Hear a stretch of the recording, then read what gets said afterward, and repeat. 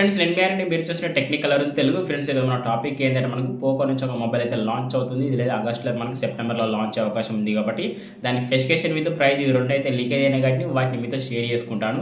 ఆ స్పెసిఫికేషన్ ఏ రకంగా ఉన్నాయి, ప్రైస్ కూడా మనకి ఏ రేంజ్లో ప్రైస్ అయితే లాంచ్ చేస్తున్నారు, ఆ ప్రైస్ రేంజ్లో ఈ మొబైల్ తీసుకోవచ్చా తీసుకోకూడదా ఫుల్ క్లారిటీ అయితే తెలుసుకుందాం.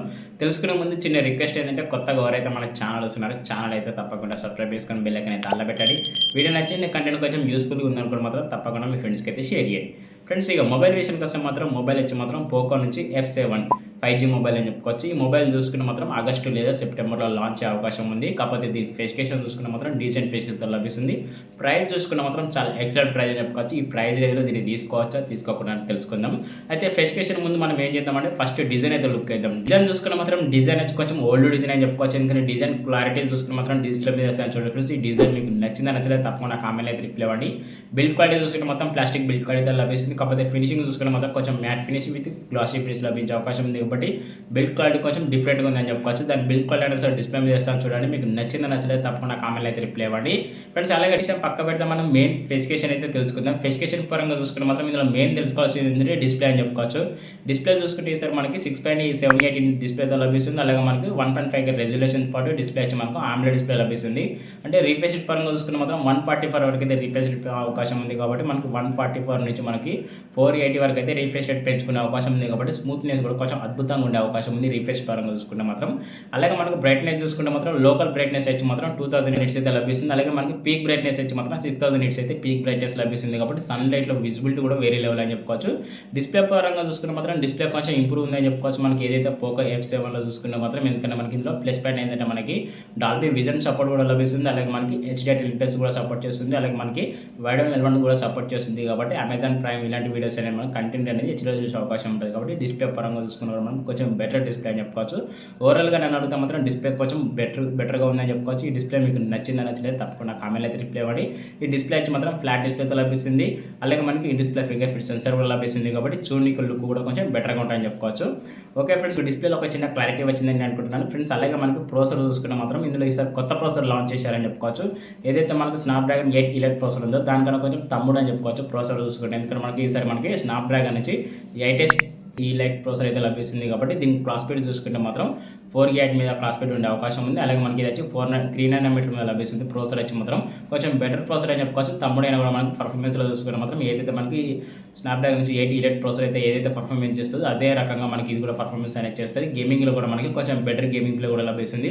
ఎవరైతే BGMI గేమ్స్ ఆడుకుంటారో వాళ్ళకి 60 నుంచి 90 FPS అయితే 120 FPS కూడా మనకు ఎక్కడ ల్యాగ్ ఇష్యూస్ లేకుండా కొంచెం గేమింగ్ అనేది కొంచెం బెటర్గా ప్లే చేసే అవకాశం ఉంటుంది. కాబట్టి ప్రాసెసర్ పరంగా చూసుకుంటే కొంచెం బెటర్ ప్రాసెసర్ అని చెప్పుకోవచ్చు. ఎందుకంటే ఇది 4 GHz మీద క్లాక్ స్పీడ్ లభిస్తుంది. కాబట్టి స్మూత్నెస్ కూడా చాలా అద్భుతంగా ఉంటుంది మనకి. అలాగే మనకి స్పీడ్ కూడా కొంచెం బెటర్గా ఉంటుందని చెప్పుకోవచ్చు. ఏదైతే ప్రాసెసర్ అయితే ఉందో మనకి మల్టీ టాస్కింగ్ చేసుకోవచ్చు. దీంతో మనకు అద్భుతంగా మల్టీ టాస్క్లో గేమింగ్ కూడా ఆడుకోవచ్చు. మనకి ఎక్కడ మనకి ల్యాగ్ ఇష్యూస్ కానీ ఫ్రేమ్ డ్రాప్స్ అయ్యే అవకాశాలు అని చెప్పుకోవచ్చు. ఏదైతే ప్రాసెసర్ అయితే ఉందో నాకైతే ఈ ప్రాసెసర్ అయితే కొంచెం బెటర్ అనిపించింది. వీళ్ళు పెట్టిన ప్రైస్ రేంజ్లో చూసుకుంటే మాత్రం ఈ ప్రాసెసర్ అయితే నాకు వాల్యూ ఫర్ మనీ ప్రాసెసర్ అయితే అనిపించింది. ఈ ప్రాసెసర్ మీకు ఎలా అనిపించిందో తప్పకుండా కామెంట్ అయితే రిప్లై ఇవ్వండి. ఈ ప్రాసెసర్ గురించి ఎలా ఎక్స్ప్లెనేషన్ ఇచ్చినా కూడా తప్పకుండా కామెంట్ అయితే రిప్లై ఇవ్వండి ఫ్రెండ్స్. అలాగే మనకి కెమెరా విషయానికి వస్తే మాత్రం బ్యాక్ సైడ్ ట్రిపుల్ కెమెరా లభిస్తుంది. Main camera 50 MP. ఇది వచ్చి మాత్రం సోనీ సెన్సార్ ఫ్రెండ్స్. IMX నుంచి 882 సెన్సార్ లభిస్తుంది. ఇందులో portrait shots, dual video recording with మనకు స్టెబిలైజేషన్ వీడియో రికార్డింగ్ చాలా అద్భుతంగా చేసుకోవచ్చు మనకి ఈ సెన్సార్లో చూసుకుంటే.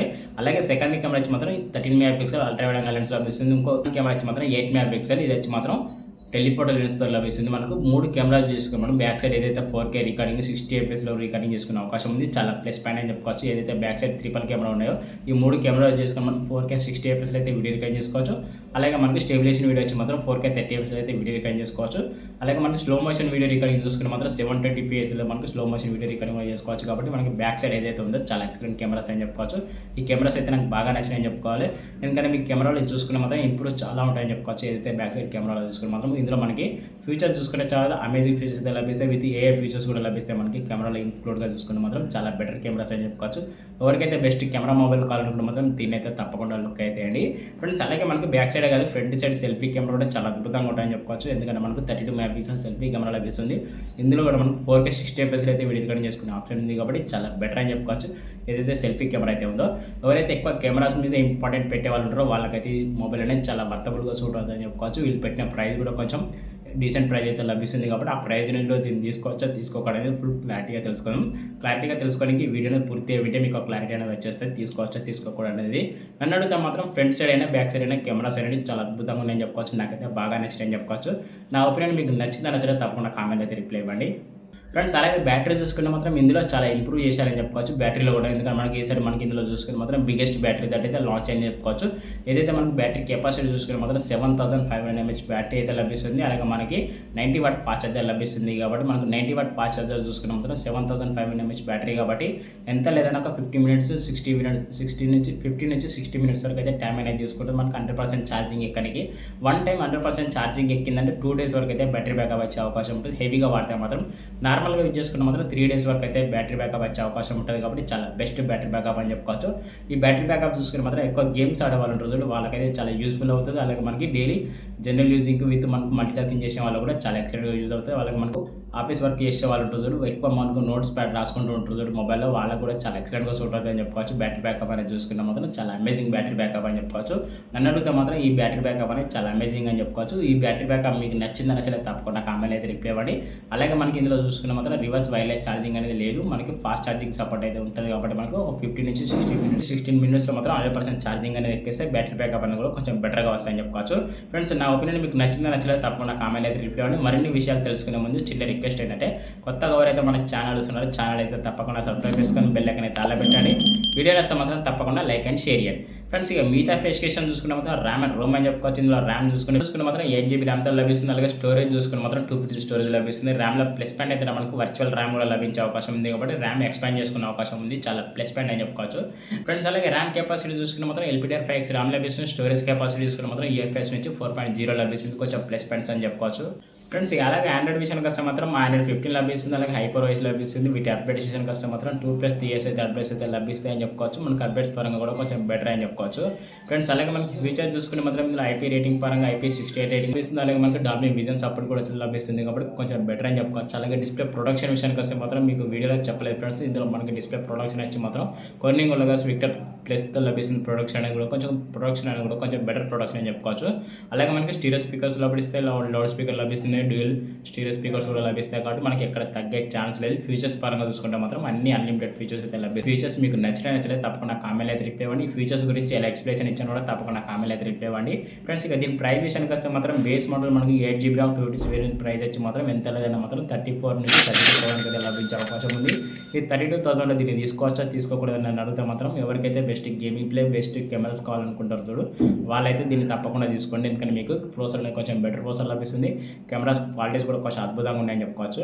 నన్నట్టుగా మాత్రం cameras with best gaming play కావాలనుకున్న వాళ్ళైతే దీనైతే తప్పకుండా చూడండి. ఇక మిగతా వాళ్ళైతే దీని జోలికి అయితే అస్సలు పోకండి. Daily general using with multitasking వాళ్ళైతే దీని జోలికి అయితే అస్సలు పోకండి. ఎందుకంటే మనకు 32,000 అయితే లభించే అవకాశం ఉంది కాబట్టి ప్రోసెసర్ చూసుకున్న మాత్రం కొంచెం బెటర్ ప్రోసెసర్ అని చెప్పుకోవచ్చు. నన్ను అడిగితే ప్రోసెసర్లో చూసుకున్న మాత్రం గేమింగ్ ప్లే విత్ ఎక్సలెంట్గా యూజ్ చేసుకోవచ్చు. విత్ కెమెరా చూసుకున్న కూడా చాలా అద్భుతమైన కెమెరాస్ అని చెప్పుకోవచ్చు. నాకైతే బాగా నచ్చాయని చెప్పుకోవచ్చు.